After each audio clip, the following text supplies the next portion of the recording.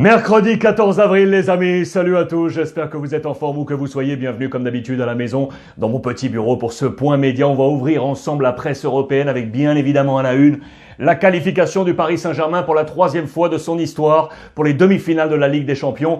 Après le Barça, c'est le Bayern Munich qui est tombé défaite à domicile hier 1-0, mais le cri du cœur à la une de l'équipe et c'est énorme à la une du Parisien aujourd'hui en France. Les Parisiens qualifiés forts du résultat du match aller. Ce juste énorme, une nouvelle fois, très bon édito de notre confrère Vincent Deluc dans les pages intérieures de l'équipe. Plusieurs enseignements bien évidemment, également avec le Parisien aujourd'hui en France. Le bonheur au bout du suspense parce que jusqu'au bout, bien évidemment, le Bayern Munich aurait pu marquer ce deuxième but qui aurait qualifié les Allemands. On nous annonce du coup un crédit illimité pour Pochettino, l'entraîneur du Paris Saint-Germain en vue de la saison prochaine. Ces différents enseignements avec l'équipe, avec ce Neymar au presque parfait, très bonne performance du Brésilien qui était absolument partout, mais il a manqué ce petit plus. Il a touché les montants à 2 reprises, il a manqué ce petit but pour lui, pour faire de ce match un match complet et réussi pour le Parisien. Mbappé, une soirée sur le fil, souvent pris au hors-jeu, l'attaquant parisien n'a pas marqué, il a quand même pesé et offert 2 caviars. Bon match, on va voir tout à l'heure les notes avec Kylian Mbappé. Et puis bien évidemment, on avait en tête Choupo-Moting, l'ancien parisien qui était en face côté Bayern. C'est lui qui a marqué le premier but et l'unique but de ce match. Il avait fait le boulot, mais pas assez finalement pour faire basculer ce match. L'UEFA a décerné le prix MVP à Neymar pour nous. Ensemble, on a échangé sur les réseaux sociaux hier soir.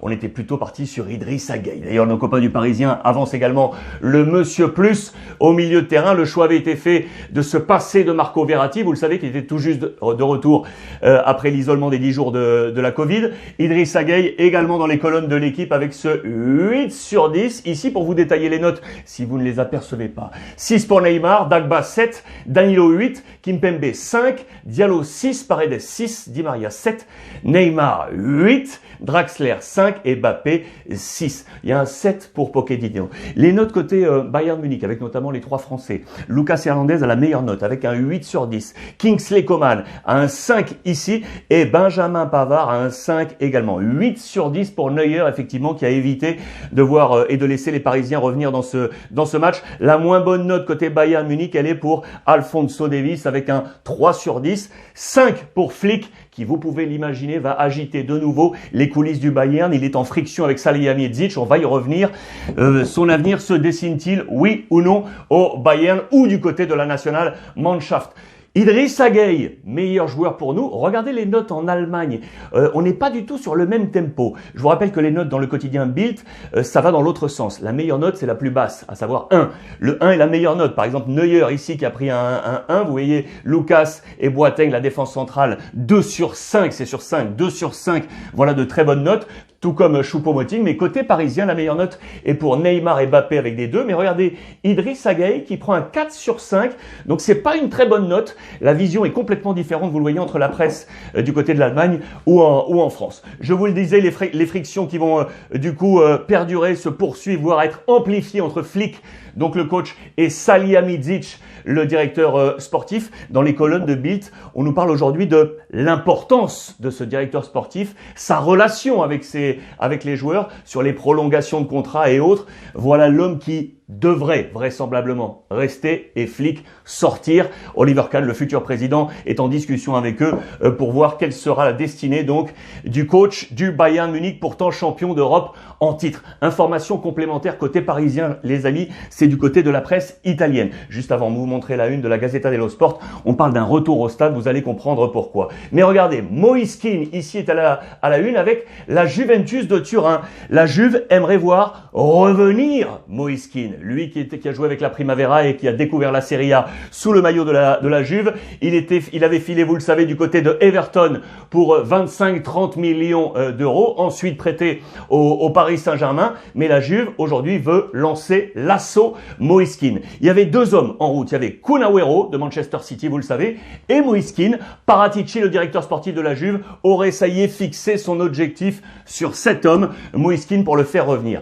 4 joueurs pourraient entrer dans la négociation pour convaincre Everton de laisser Moïse Kean filer du côté de la Juve. Ces 4 hommes, je vous les ai grossis ici. Demiral, Rabiot, Bernardeschi et Ramsey. 50 millions, 35, 25 et 20 actuellement sur les valeurs marchandes. Lequel de ces quatre pourrait intéresser Carlo Ancelotti, le coach d'Everton? Pourquoi pas Adrien Rabiot? On en avait déjà parlé. L'ancien du Paris Saint-Germain. Ça, c'est une affaire à suivre. Moïse Kean qui devrait donc possiblement quitter Paris, rejoindre Everton avant peut-être de refiler du côté de la Juventus. Voilà une affaire mercato qui va nous tenir en haleine là, ces prochaines semaines. Voici quel serait ainsi le plan probable de la Juventus pour la saison prochaine, bien évidemment. Avec Moïse Kean pour interchanger comme ça de poste avec Cristiano Ronaldo. Regardez cette ossature avec également, vous le savez, Locatelli de Sassuolo qui devrait intégrer cette équipe de la Juve.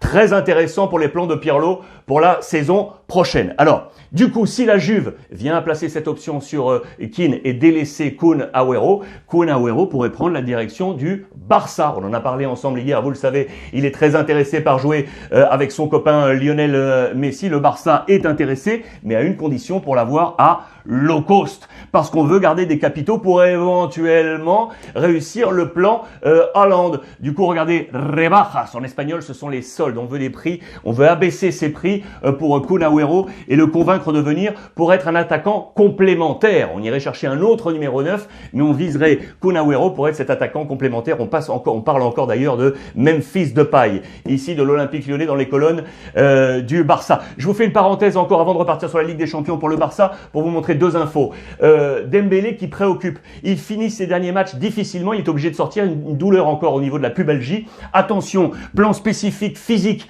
va être maintenu pour Dembélé pour finir la saison. Et on a en tête l'Euro, bien entendu, pour les plans de Didier Deschamps. Le Barça qui a prolongé, ça y est, Mingueza. On avait une option jusqu'au 31 mai prochain. Le Barça a décidé de ne pas attendre parce qu'il a réussi son examen, vous le savez, dans les plans de Koeman, le défenseur central. Il va donc rester. Et les premières discussions se sont engagées avec Sergi Roberto, le quatrième capitaine du Barça, qui lui aussi devrait prolonger avec le Barça, ici avec le président Laporta. C'était la photo officielle hier. Allez jeter ça sur un petit coup d'œil. D'ailleurs, sur les réseaux sociaux, vous allez vous apercevoir que Coutinho aurait été rajouté sur la photo via Photoshop. Ça fait une petite polémique du côté du Barça, mais ce n'est qu'un petit détail. On repart d'ailleurs sur les informations italiennes dans les colonnes de la Gazzetta dello Sport. Ça m'a intéressé. Regardez, le Scudetto des intouchables. Parce que l'Inter donc file vers le Scudetto et Antonio Conte compte sur une équipe très homogène. Il y a peu de turnover finalement dans cette Inter Milan. Voici les joueurs là qui tiennent cette ossature avec bien entendu dans les buts Handanovic. Les deux joueurs de champ les plus utilisés, ils sont là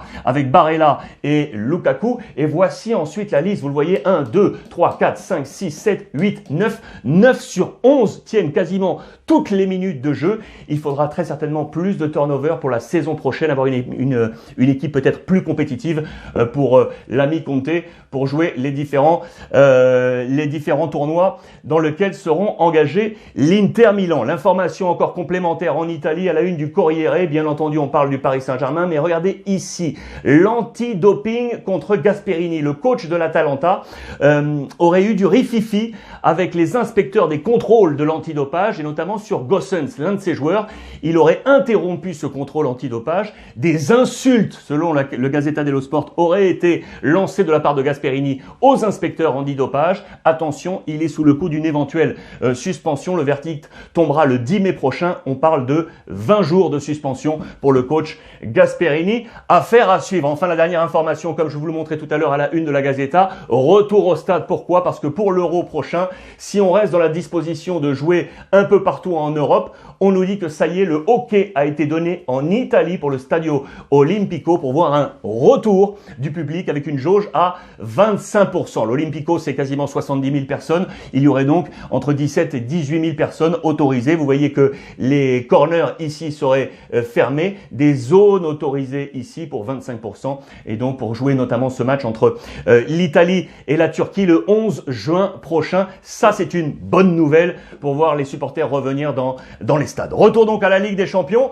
Paris donc qualifié soit face au Borussia Dortmund, soit à Manchester City. Également ce soir ce Real et Liverpool. Et donc Chelsea qualifié, qui a été pourtant lui aussi battu à domicile par le FC Porto 1-0 avec un superbe but fantastique de Taremi. Regardez ce ciseau là avec un adieu comme les grands à la une de Abola. Ils sont sortis par la grande porte. Ainsi les joueurs joueurs de Sergio Conceição. On aimerait que ce but vale double. Regardez ici à la une de Ojogo, très très beau but, mais c'est donc Chelsea qui passe. Ce geste est vraiment à la une de toute la presse portugaise, comme vous pouvez le voir, mais c'est Thomas Tuchel qui passe à la une de la presse anglaise. Également à la une de la presse anglaise, notez ça puisqu'on parlait de l'Euro, Southgate, le sélectionneur anglais, qui demande à ses joueurs d'arrêter avec les bêtises. Vous savez, les fameux Covid idiots. Il ne veut plus de joueurs touchés par la Covid durant cette phase terminale de préparation avant l'Euro. Il veut compter sur l'intégralité de son groupe.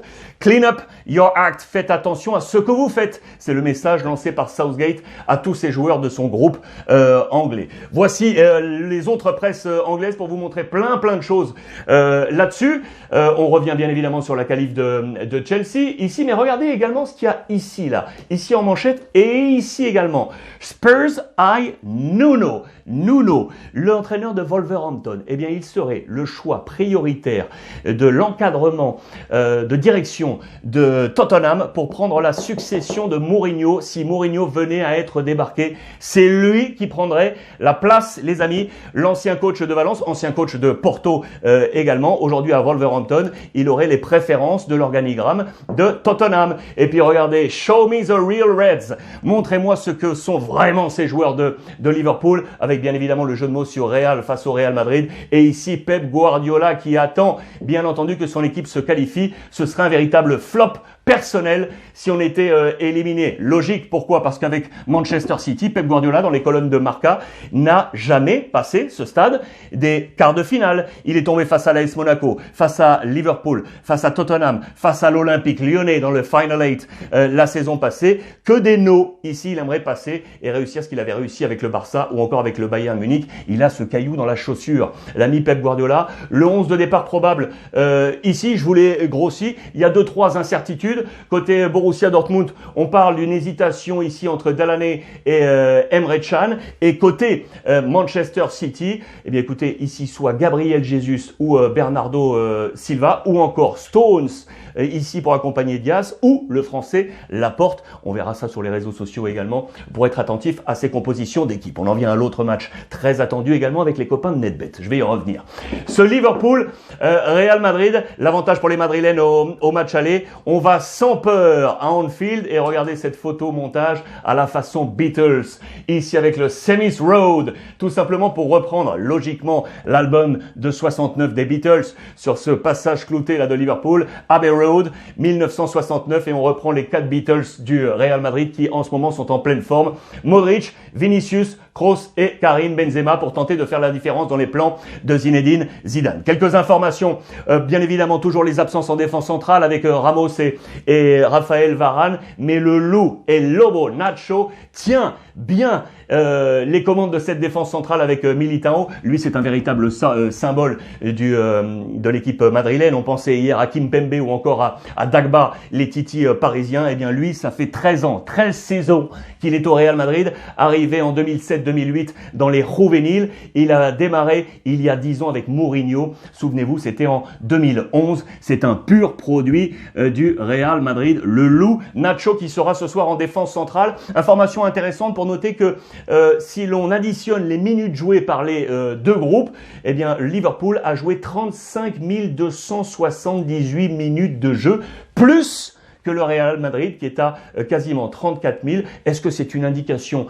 intéressante pour voir le volume physique de ces joueurs dans ce match? Bon, affaire à suivre, ça reste un quart de finale de Ligue des Champions. Attention parce que le score de 3-1 du match aller n'est pas forcément une garantie pour le Real Madrid. On a vu ça dans l'histoire et notamment on a tous en tête le match au milieu des années 90 face au Paris Saint-Germain et la tête d'Antoine Camboiré pour le 4-1 définitif au Parc des Princes. Ça fait partie de l'histoire du Real. Lui aura également un caillou dans la chaussure. C'est l'ami Thiago Alcantara, aujourd'hui sous les couleurs de Liverpool. Il ne s'est jamais imposé face au Real Madrid. 12 matchs, une seule victoire, c'est vrai, mais il était entré à la 86e minute. Une seule victoire, c'était avec le Barça de Guardiola. Mais que ce soit avec le Bayern ou le Barça, toujours en difficulté face au Real Madrid. Les compositions d'équipe probables. On y vient et on va voir ça notamment avec les copains de NetBet. Voici le 11 probable côté Liverpool et voici le 11 probable côté côté Real Madrid avec donc Nacho et Militao en défense centrale pour faire face à Mané, Diego Jota ou encore Mo Salah. Ça va être un véritable choc avec en face Vinicius, Benzema et Asensio bien évidemment. Alors si on en vient les amis aux cotes avec les copains de NetBet, je vous rappelle que ça bouge à tout moment. Vous allez sur les différentes plateformes, les cotes actuelles là, à l'enregistrement de cette pastille. Ici, on est à 1,99. Le match nul, les amis, il est à 4 et la victoire du Real Madrid actuellement, elle est à 3,60. Un petit avis. Moi, j'irais bien sur cette cote ultra intéressante du match nul à 4 et donc la qualification du Real Madrid. Vous pouvez aussi aller parier, vous le savez, sur le premier buteur de ce match. Le premier buteur, hier, Choupo-Moting, qui avait une bonne cote. Ça, c'était la une de As. Souvenez-vous, pour le match aller, les deux colosses face à face buteurs, Benzema et Mo Salah. Logiquement, ils trustent les places de favoris pour marquer ce premier but. Mo Salah, la cote est à 4,40 et la cote de Karim Benzema, elle est à 4,80. Il y a des cotes ultra intéressantes comme Modric avec une cote à 18 ou encore Toni Kroos avec une cote à 22. Vous faites votre choix bien évidemment, cela vous appartient et n'oubliez pas, si vous n'avez encore jamais parié, que vous voulez entrer pour la première fois et sur la plateforme NetBet, la première chose, n'oubliez pas, il faut être majeur, c'est interdit aux mineurs bien évidemment et on a cette précaution et on vous offre pour le premier pari 160 €. Seulement avec le code Ruiz Club. Vous foncez sur les plateformes, je vais vous laisser le lien, vous entrez ce code promo, premier pari, 160 € offerts. Voilà, ça c'est cadeau, les amis, pour le match de ce soir. Le président Florentino Pérez qui a vu son 6e mandat, prolongation donc du président Pérez à la tête du Real Madrid avec de grands projets pour lui et notamment le nouveau Santiago Bernabéu. Quel sera son nouveau galactique? Haaland peut-être ou Kylian Mbappé peut-être. En attendant, il faut se qualifier ce soir pour les demi-finales. Match face à Liverpool, les amis. Merci de votre fidélité. On échange via le hashtag Ruiz Club sur toutes les plateformes et comme tous les jours, n'oubliez pas, profitez des vôtres.